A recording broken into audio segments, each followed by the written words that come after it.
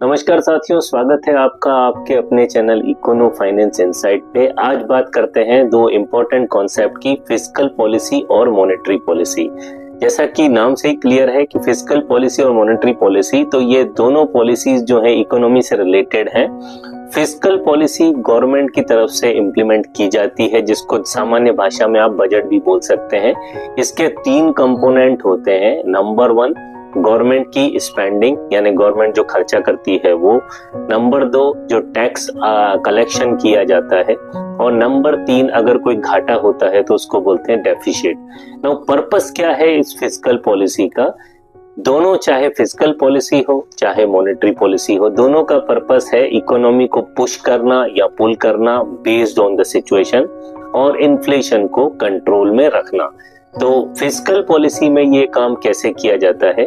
Government की spending अगर बढ़ेगी तो फंड्स बाजार में आएगा, लोगों के पास पैसा आएगा, इंफ्रास्ट्रक्चर डेवलपमेंट होगा।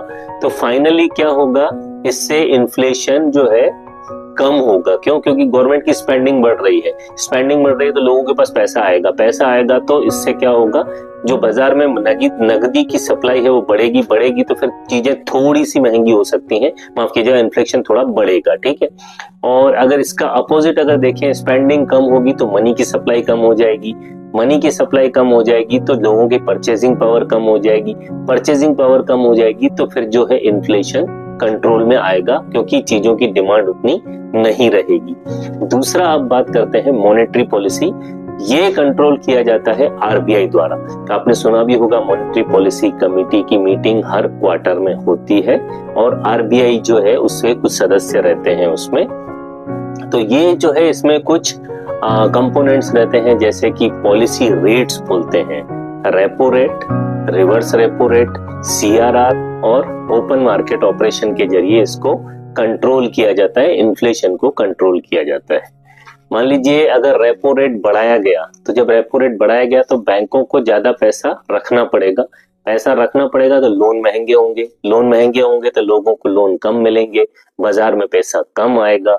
तो बाजार में पैसा कम आएगा तो डिमांड कम होगी, डिमांड कम होगी तो इन्फ्लेशन नीचे आएगा। इसके अपोजिट मान लीजिए कि अगर इकोनॉमी सुस्त हो गई है, इकोनॉमी में डिमांड नहीं है, तो डिमांड बढ़ाने के लिए लोगों के हाथ में पैसा देना पड़ेगा, तो रेपो रेट जो है वो कम किए जाएंगे। ठीक है, अभी वही साइकिल चल रही है। तो ये जो है दो टूल हैं जिसके जरिए इकोनॉमी को पुश या पुल और इन्फ्लेशन को कंट्रोल किया जाता है। आई होप मैं आपको समझा पाया। बने रहिए इसी तरह के कंटेंट के लिए और लाइक शेयर सब्सक्राइब करिए। Thank you so much.